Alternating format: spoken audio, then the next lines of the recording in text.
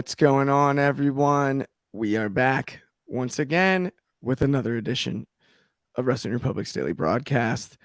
I'm your host for the day, Clark Taylor, and I've got my buddy, head of opinions, Anthony Ricciardi, all the way from Philly, hanging with me today. How are you, my friend?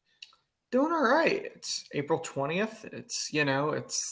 That gave us the inspiration for our throwback topic later on. It's how we landed on So, RVD. There's no question. It is Thursday, April 20th, a throwback Thursday, my friend. mhm. As some of you guys know, and maybe some don't, but that's not the point. Today's gonna be a fun episode, without a doubt. We're gonna go over Dynamite as we always do, and then we're gonna get into RVD's career retrospective. The king of this is his holiday, so I mean, it's It's him or Snoop. yeah, it's either him or it's Snoop, and that's the key. But yeah, so for you, Anthony, last night, let's get right into Dynamite and get going. Yep. Last night we had another four pillar segment. Mm-hmm. Apparently it was more controversial than I realized on initial watch. I think it's kind of funny. We talked about it pre-show and maybe bring some of that on the show. I want to get your thoughts on the segment itself, maybe in comparison to the first one, but I feel like there's been a drastic overreaction somewhere, given a negative vibe being sent towards that segment. I thought it was awesome. Well, the internet always overreacts over everything, especially the wrestling community. When you had originally said to me during the pre-show, you went, "Listen, I'm hearing bad things about it." I'm like, with what? Like, I watched the show. It's funny because last night you and I were in a chat, and one thing led to another, and we ended up having to watch Dynamite today. So I watched the match, a few hours ago. I watched the show a few hours ago, and I really enjoyed the segment. Was it as good as the first one? No. I mean, the first one had a specialness because it was the first time all four were in the ring. But what I loved about both the original and the one last night is there's elements of realism in there. They're taking shots at one another. Is it scripted? Probably. But there's probably some elements of truth in there. Some elements of jealousy that's in there. When you're in this business, if you're not in it to be at the top of that mountain and be willing to do what you need to do to get to that top of the mountain, I don't know what you're doing in it. So when you're seeing your peers that have the same level of experience getting opportunities that you're not getting and you don't know why, you're going to be jealous about it. So like little shots that were said, like, we weren't on the last pay-per-view, but MJF and Jungle Boy, the Golden Guys, were on it. Like Darby taking shots. I think this feud, Darby has really kind of stepped up the mic work, especially for the guy that's like the silent type. He did say one thing that I thought was a bit ridiculous. He said that him and Sting view each other as equals. No. Sting's a legend. He's a Hall of Famer. With all due respect, Darby, you're not on his level yet. That's the only reason I even went to this camera cut is that was the one that stopped me in my tracks. I'm like, man, that's too big of a reach. Yeah, that was too much of a reach. So on the same page there is like, I understand him putting himself over in a way there. That he's higher with Sting than Sammy is with Jericho. I get that perception, but no, you're not equal to Sting. You're not. It would have meant more if Sting said it. What I would say. Which, as far as we know, I'm assuming Sting was not there because we didn't see him all night. I mean, Sting was there last week, so you kind of had that moment where Sting, anointed Darby as, I don't want to say his successor, but as the one he's given his blessing to carry on the face paint, if you will. So I liked it because they were taking the nice little shots at one another, and MJF pretty much napalming the original plan, I guess, of a four-way, or what everyone assumed was going to be a four-way at Double or Nothing. honestly, it's going to probably be Darby and MJF. I don't believe it would be Sammy and MJF for 100%. nothing. And now, Darby and MJF, I loved the first time they feuded. I thought a one and done was a mistake because I thought there was a lot more meat on the bone to build on with that. So I get why they're doing it. But for me, I think the bigger money match is really the four-way. And then you could have broke off and had Jungle Boy and Sammy feud out of that. And you could have. I hear you there, but Anthony, at the same time, I'll go back to one of my favorite movie quotes ever from it's actually a David Spade movie, Dickie Roberts, former child star. And that's sometimes in Hollywood, when you say no, it just makes them want you more. And sometimes in Hollywood, when you say no, it just wants you more, or it makes them want you more, can apply perfectly here to the four-way. Mm-hmm. Max napalmed it, as you said no, but it just makes us want it more. And I think you're right. It is the bigger money match, but I do think there's some brilliance in make us wait. Not enough people do it often enough, and it actually does work.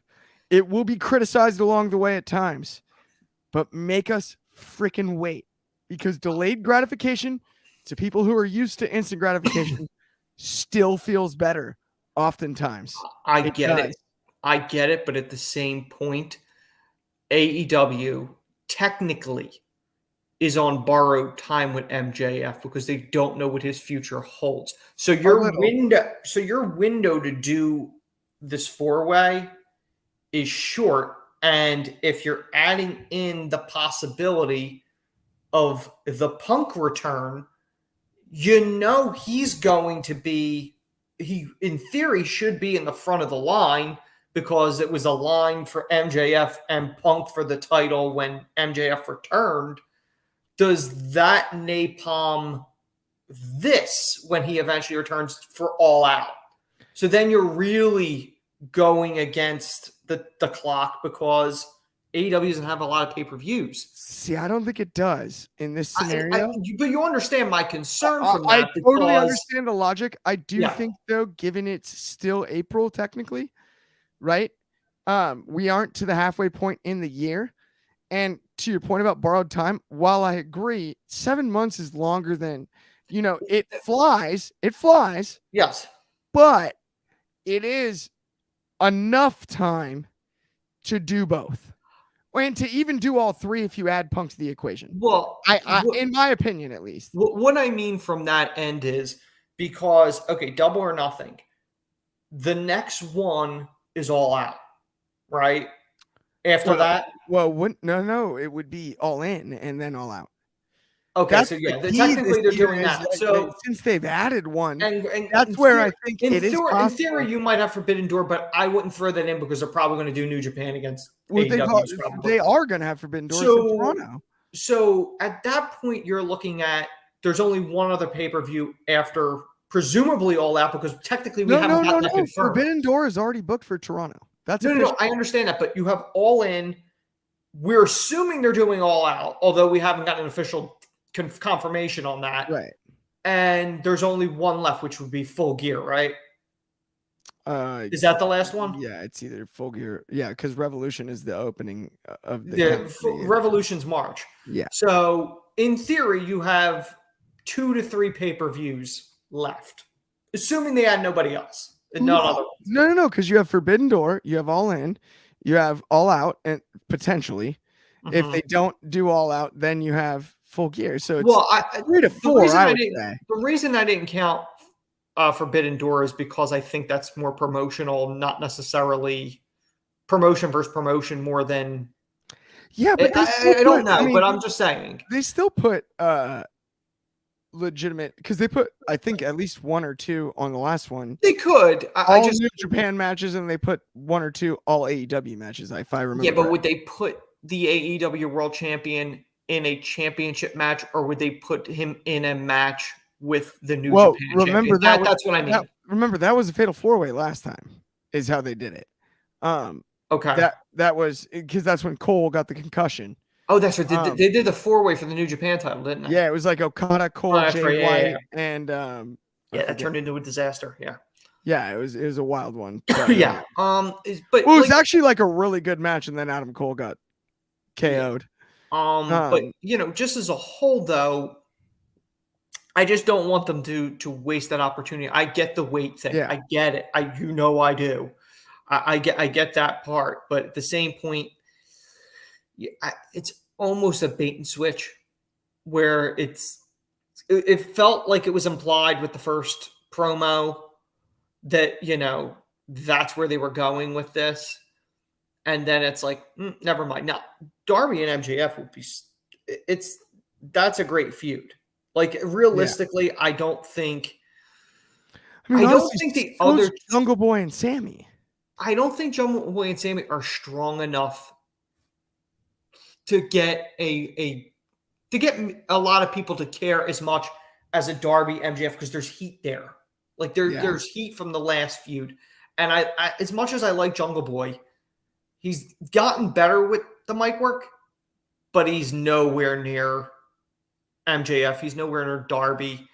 And Sammy, say what you want about him, he can cut a promo. Like I think Jungle Boy is the weakest of the promos of the four. I think it's interesting. I think he is. I agree with you on paper, but I actually think his ceiling is higher than Darby's with the promos. Okay. If that makes sense. Because when he is good, I think he's really believable. And at the same time, also, Jungle Boy has more traditional babyface. Oh, yeah, absolutely. Yeah. And then the size advantage on Darby. I also think I'm afraid that catches up with Darby because of how Darby wrestles. Darby wrestles a more not reckless, but just aggressive, more reckless than, let's say, a Jungle Boy. Like realistically, if I'm looking at it and I'm thinking people that of the four, who has the potential to have the longest career, MJF does because he wrestles a safer style and wrestles less than the others. I would say Jungle Boy would probably be number 2. Yeah, I think by a long way. Then Sammy, and then Darby. Because I think Sammy and Darby both wrestle recklessly at times, but I think Darby's more, if that makes sense. Yeah, Darby. That's how I would look at it. Darby does the human weapon thing often enough. The Spike Dudley stuff, but way worse. His body as a weapon. Yeah. And it's amazing to watch. I'm not taking away from the artistry and how great Darby Allin is to see. He's a phenomenal athlete. And, it's interesting. Like, I saw him in Punk at All Out 21. Yeah. And my dad said it. He's like, dude, Darby Allin just made Punk look like he is the best in the world again. And it's probably not the case right now, but like that match was. I think Darby did everything he could. I think a great comparison, you tell me because you would relate to this. I look at Darby a lot like Tim Lincecum, the way he threw pitches.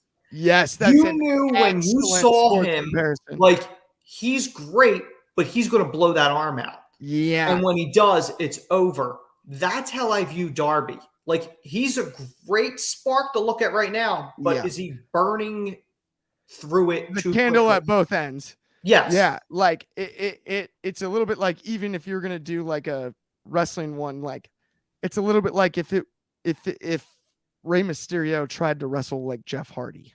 Yes. Exactly. Like it's just a recipe for that's a toff pace to burn out maintain. too quickly. It's incredible to watch and it's amazing, but it's just it's one of those things where But yeah, I love the realism of this. Like them taking the shots. It's to me, I find that interesting. I always like realism because it's easier to be invested in a story that's not just I don't like you. Like okay, you've told me why. There's jealousy there. There's the details are so key. That's a great call. It's relatable. That's the key. in the best stuff in wrestling, I will argue, is always has elements or at least the appearance of realism in it.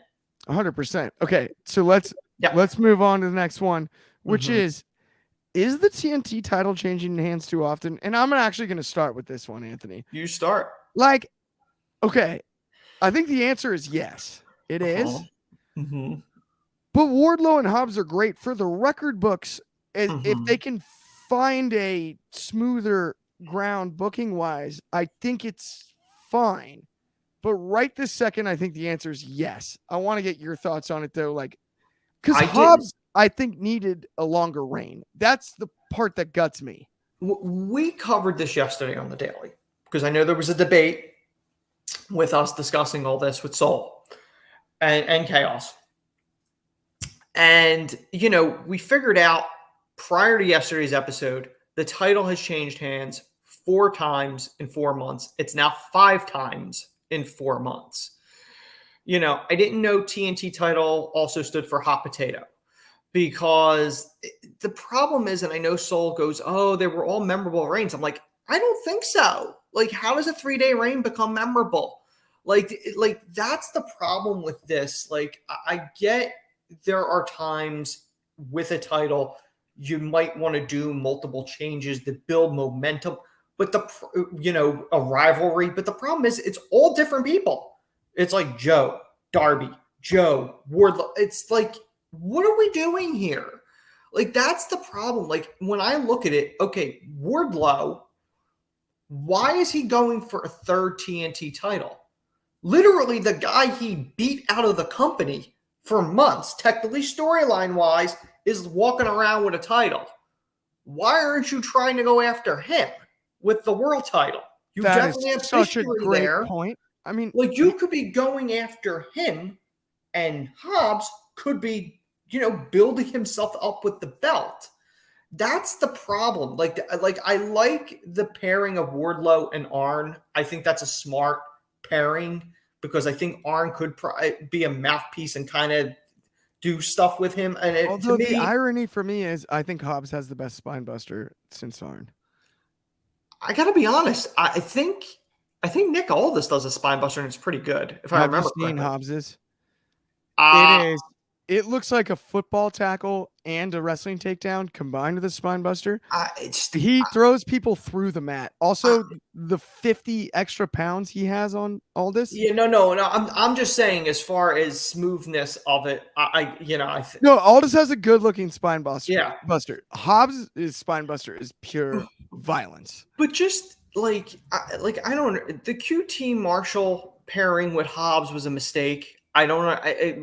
I'm not going to beat a dead horse on this. I said this yesterday. I don't understand why QT's even on TV, to be honest. Yeah. But I don't know where they're going with this. Like, if you're going to build this as a long running feud of Hobbs and Wardlow, and this goes out, and you don't change the title yet again, like, that's been the problem. And I think the sad part is that's been the history of this title.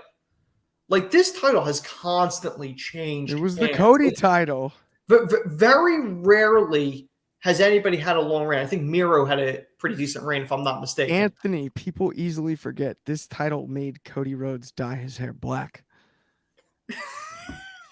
he dyed his blonde, luscious. He got the neck tattoo for. He got the neck tattoo for MJF. No, that was for MJF. That was MJF. But the Transformer tattoo. But he went black hair. But for like a night. But that's been the problem with this title. Like, that it's been a history of constantly changing and constantly this and that. It's ironic. I think the history of it is the most fascinating part, Anthony. Like, and not to just run through it while we're on air, but I think I'll crack you up because I just thought about this. Mm-hmm. So the Open Challenge TNT title gave us Eddie Kingston. And his introduction to AEW and the reason he got hired. Yeah. Right? Mm-hmm. It gave us Brody Lee's final match, dog collar match. Amazing. Mm-hmm. Right? It gave us, Miro's reign, I think underrated, was awesome. Oh, absolutely. And that's one of the longest ones. Him and Eddie as the opener at All Out 21 One of my favorite matches of that night. It is one. I think that was one of the best opening pay-per-view matches Oh yeah. You know as well as I do, and I don't want to get sidetracked, but you know, if you've been watching wrestling as long as we have, yeah, there are events that you really can't explain it. They just have this must-see feel to it, and it's rare when we feel it. Yeah. That All Out 21 was one of those shows. Like you felt that was the first AEW show that I had watched them previously, you know, through the various sites over the years. Or like Dynamites. I've watched Dynamite and stuff like that. But like that was the one where I went, no, I want to buy that. Like I gotta get that one. I need to see that. Yeah. So it's rare. Like other than like you get that with Manias, but like it was a different feel. But like everything hit on all cylinders for that. Now I know back to this, it looks like now they're not even going Hobbs. They're now teasing Wardlow Christian. And it's like, well, what are you going to do with Hobbs now? Like, is Hobbs done with this TNT thing? You just switched it over to the Wardlow again, and now Wardlow's going to feud with Christian and Luchasaurus? Like, what? I just don't understand the logic here. I'm like, you're telling me you couldn't have brought Miro back and had Miro confronting Wardlow at the end. Okay. And then you could have done a three-way with Hobbs, Wardlow, and Miro feuding over the title. That to me is more money than Wardlow Christian. And I like Christian. Hold up. Wait a minute. You just solved it on accident.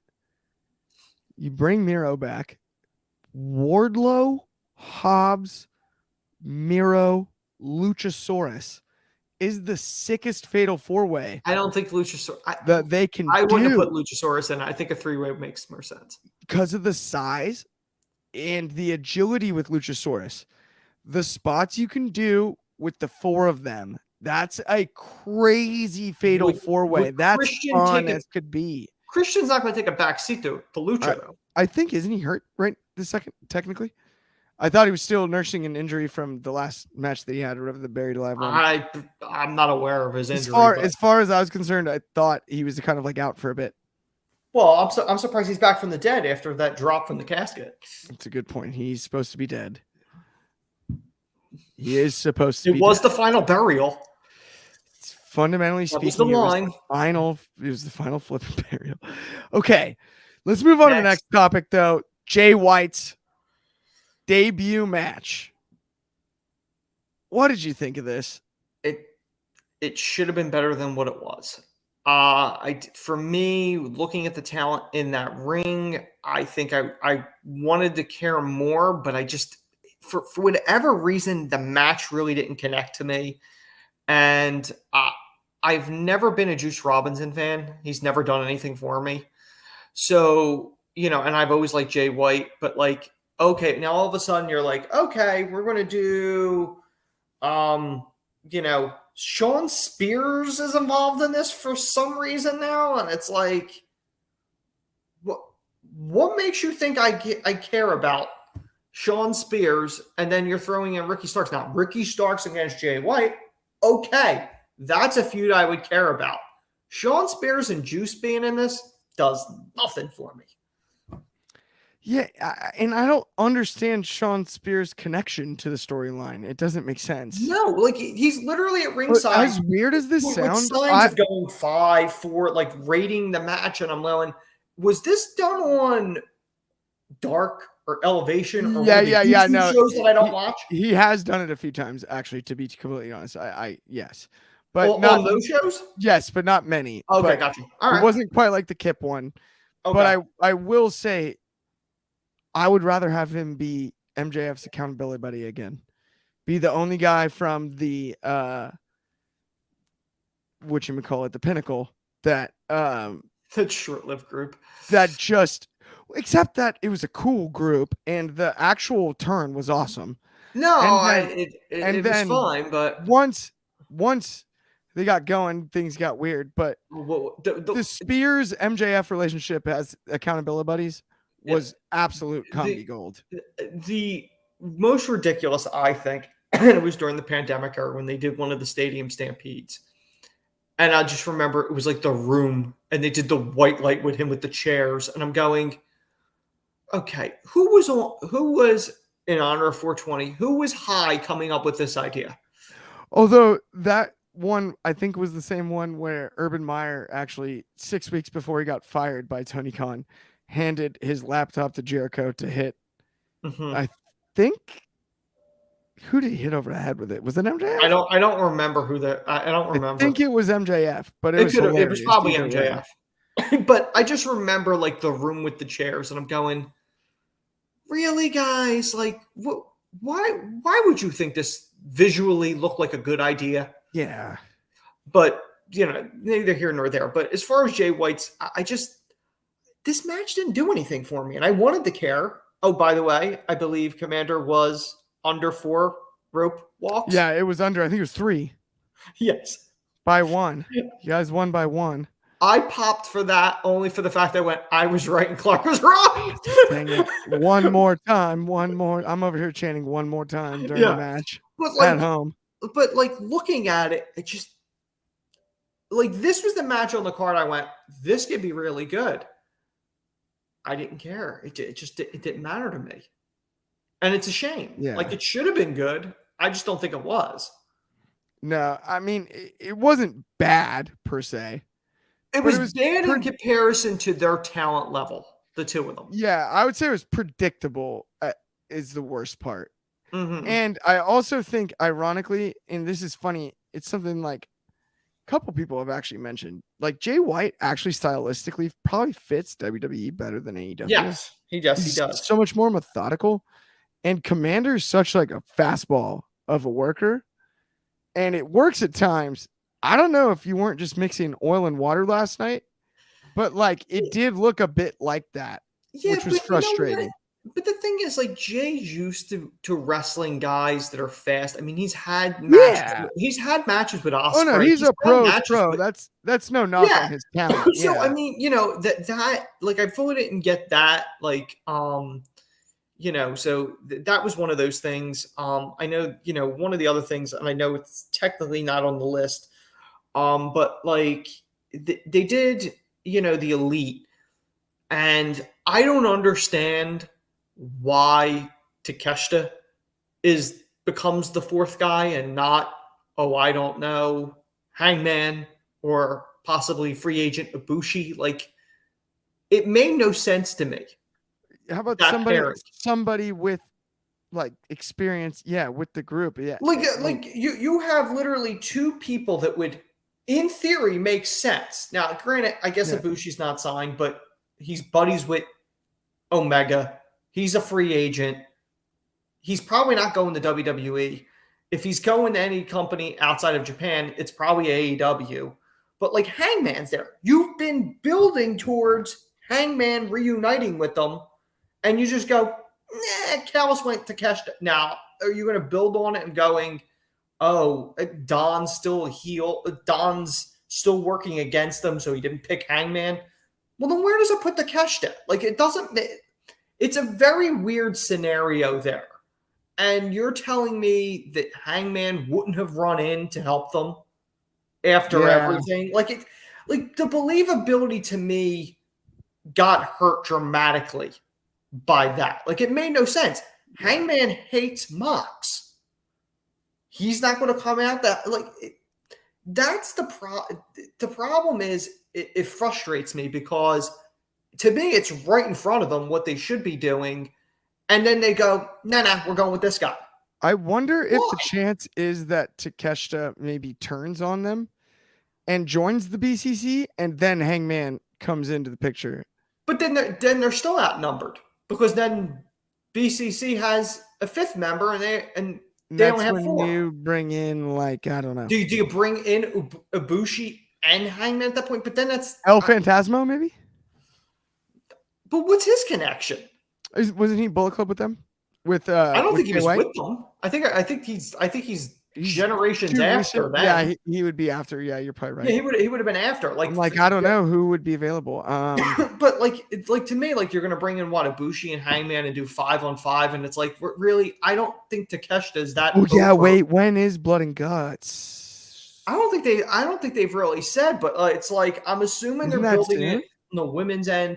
Now, I did like, it's kind of funny, and I'm sure it probably isn't connected, but I thought it was kind of funny that, like, we were talking about on Raw, like, Heyman making a deal for the Bloodline with Judgment Day, so two heel stables were working together, and like the LWO was working with Sammy and KO and all them because it's mutual enemies. Right. Like, I thought it was interesting when they did the Adam Cole Britt thing, that I guess Jericho made a deal with the Outcast, the group that nobody cared, the damage control of AEW, where you're going, I don't understand this group doesn't matter. I think the most ridiculous thing, and I think we would be doing a disservice if we don't at least mention it, how bad was that botch spot that they handcuffed Adam to the rope that you could clearly see really on camera? He was not handcuffed at all. Yeah, like, I mean, that was probably the worst handcuff. I think that's worse than the last man standing KO Roman spot. I actually got to give Cole credit because he like sold it at least by keeping his arm on the rope. The problem was you saw the long. That's the worst part. End. Yeah. Like, the only thing I could think of is, I don't know if it was a rush job or did they get the wrong type of cuff? Because I think if they would have cuffed him to the rope, I think that would have been enough leeway where he could have got on top of Britt to protect her, and they probably didn't want that. But I'm like, get another set of handcuffs, or I don't know, figure something out so that it doesn't look like that, because the camera kept going on it. Yeah, it wasn't good at all. It was not.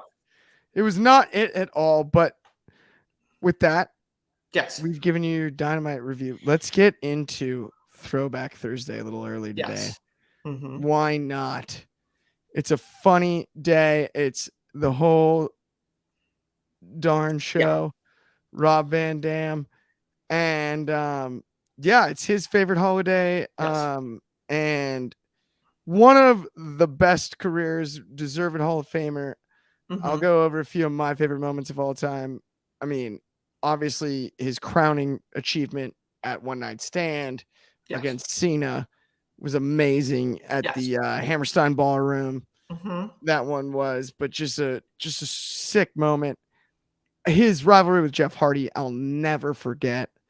The invasion match. That's the one I always go back to. That's the unreal. first one. Just, I mean, didn't he also have a Falls Count Anywhere too, Anthony? He might have. I mean, the match with Jeff is probably my favorite. I mean, in as much as the alliance, the whole thing got, it did not live up to what the expectations were. I mean, in all fairness, WWE, they were kind of handcuffed because a lot of the big names were signed to Time Warner, and they would have had to buy out those deals. And at the time, I don't think they had the money to do that. But like, that was one of the highlights. Another one, which I think some people may forget about, is the Intercontinental ladder match with Eddie Guerrero on Raw.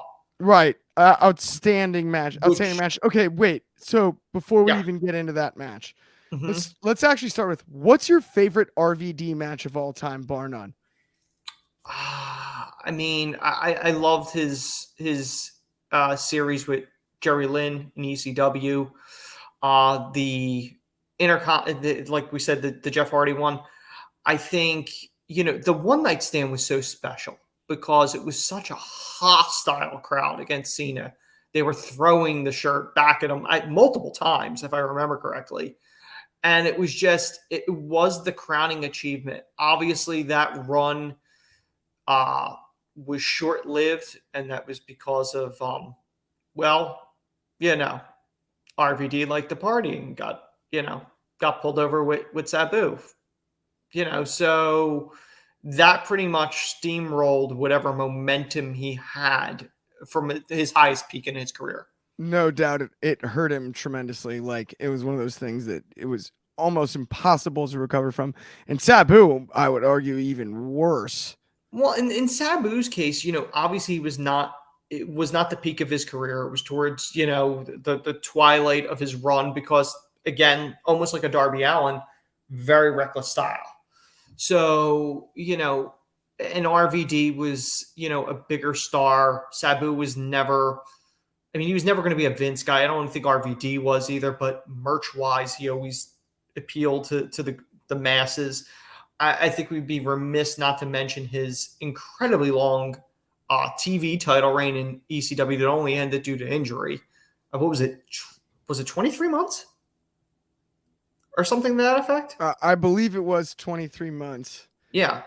Another match, though, that I wanted to bring up just about RVD. Sorry, I had to look it up to get it right. No, go right ahead. 01 No Mercy. He was actually in a triple threat match with Austin and Angle. And a lot of people forget. That. And that was during the Alliance period, wasn't it?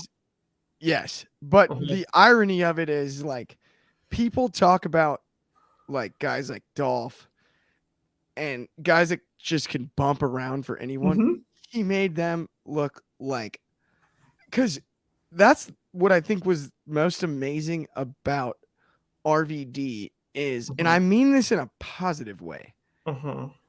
He, I think, is one of the least graceful high flyers. And it's not it's not Montez Ford beauty frog splash, but poetry in motion. But what I mean is it looked like he hurt himself when he would deliver a 5-star frog splash, right? When he would land the Van Terminator, you would always see him grab his own tailbone, right? Oh, it's an incredibly reckless move. Yeah. Yeah. And I don't even mean that he's reckless in particular. No, I mean, as far as that move is very dangerous. The way he would kind of, and because of his level of flexibility and coordination stuff, the way he would kind of fold up almost when he would take back bumps. The pile driver bump he takes from Tommy Dreamer is the best pile driver bump of all time. And it's not close. He goes 3 freaking feet. Up in the air, the opposite direction, and I thought he broke his neck when I watched it as a kid. That's the thing. RVD takes these, whether it's a power driver or even DDTs, he takes them in such a way that you really think how the hell is he alive? Yeah, it looks almost like an action figure being bent at times, and that's what I think is so impressive. And Again, I don't mean that he's not graceful, because obviously there's martial arts background. You see him throw the kicks. He's extremely coordinated, but there was flexible. There was something coordinated and flexible. Yeah, and world-class athlete. But there was something fascinating about his ability to make that kind of moveset look so violent. Even the Rolling Thunder, the way his own spine would bend as he would land on the guy. It's one of those things that it kind of gets, I don't want to say overlooked, but it makes his longevity that much more impressive. It shows you how great a care he took care of his own body. Well, when you look at him, there's so many wrestlers that copy moves from other wrestlers. RVD's moveset was unique to him, and you don't really see anybody else using his moveset. 100%. And the reason isn't not because they don't want to. They just can't do it. No one's done a Rolling Thunder like him. I even remember, and you'll remember this, even with the video games, even if you gave another wrestler RVD's moveset, they still wouldn't do the chair spots like the RVD character would. It was still weird. They still went, no, you could copy it, but doesn't mean you can do all the moves that he does. Well, the Van Daminator was just as good as the Van Terminator. The spin, throw the chair at the guy and then hit the spin kick. Yes. The innovation on that one was amazing. But do you remember, which WWE match was it? I can't remember off the top of my head.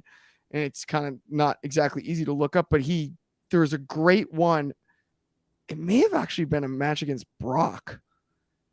He did feud with Brock at one point. I want to say, and he delivered he went for a Van Daminator. Brock kind of turned the chair and hit him in the ankle. That sounds like something. I think I remember that. And then he kicks the ring post, Yeah. And it's one of the best sells because then he just thumps like a sack of potatoes on the outside. And I honestly, what I loved about that one too is, and it's funny, it's one of my only complaints about WWE lately is too many camera cuts. It's all the same camera angle the whole time. Is a perfect up close shot of the two of them. You saw the chair toss, you saw the spin kick, and then and I love that. What about the one? And this is a clip that was always shown with ECW, and it was RVD diving onto Bam Bam Bigelow. Oh, absolutely. Like that's one of those iconic spots. Even just like his own spot that, I mean, this is one of the few people copy, but they don't do it quite the same way with the little half spin, but that leg drop from the apron to the barricade. Oh yeah. Right. Where he drapes him over the barricade. And then he normally he does like the little 180 leg drop. Yeah. Kind of, but a lot of guys kind of have either copied or adapted a similar move to that one, and I RVD is one of the first I remember consistently using that one. And even like the Van Terminator, like the only other person that really comes, I mean, I other people I think have done it. I think Vikingo might have done it, like a couple, but like for the longest time it was like him and Shane McMahon at one point. I love Shane, but that was a copycat move. And not only that, a trash can is so much further away than that chair was. No, exactly. But like as far as people attempting it. Yeah, he was really he's the one that comes to mind to me that is the only one that at one point was the only one doing it. Now I know other people are obviously jumping much further. Like I think Vikingo didn't Vikingo do one? Yes, yeah. He did a crazy one, but I think just to wrap up the RVD talk, first ballot Hall of Famer, no question. Obviously, I think, and then the other thing I find fascinating about RVD is.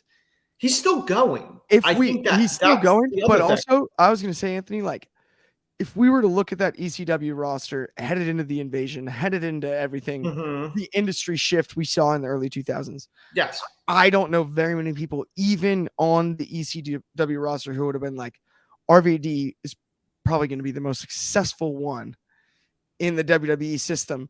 And there's a hard argument that he was. You know, that was the bit. He really was. You know, if you're looking all time in the history of ECW, I think you'd have to go Austin and Foley would be higher than him. But like, I'm talking about the people that came over during the invasion specifically. Oh yeah, just the invasion. Well, just the invasion crew that came over. And if you remember, RVD and the heart and soul of ECW, Tommy Dreamer, are the two that came in at the time, and then the WWE guys that originally came from ECW, like Taz, the Dudleys, they turned on the WWE guys. That's right. Well, in Austin too. Classic. Eventually, Austin would, so funny. You know, that I don't think that was the peak of Austin at the time, but couldn't agree more. But yeah, I mean, RVD is, you know, the fact that he's still doing it. I think he posted a picture, I think yesterday or something like that. Like he's in phenomenal shape. Such good shape. You know, I'd be very curious if someone does sign him to do something. You know what I mean? Like he's big enough. Like, could he go back to Impact? I mean, he did have time to run in there. He is in the WWE video game, and so he's probably got some sort of Legends deal. I wonder if maybe that's a choice. Well, I think it's a possibility. Well, I mean, the Legend deal, if he did sign one, it's probably from when he went in the Hall of Fame. Yeah, right. In theory. Good point. When that would get him in both video games too. That's an outstanding point. But and action figures. Yeah. By the way, yeah, and we're up against the time. Yes. Speaking of action figures, check out Sold Separately, coming very shortly. We're gonna get you a date here any minute, my friends. Yeah. But that's been today's daily broadcast. It's been a blast. We did a Take It to the Table right before this with our buddies Soul and Chaos. You guys got to check that out too. It's sick. If you haven't already liked and subscribed, please do so. It's super helpful. And we ranked Roman Reigns matches. You want to comment? That's awesome. Yeah, by the way, that's exactly what we talked about on Take It to the Table. Great call, Anthony. Thank you for picking me up there because I did not mention the topic. But either way, that's the show today. Thank you guys. Once again, we will see you tomorrow. Similar time, not at the exact same time. Similar. We'll figure it out. Similar, but not the same.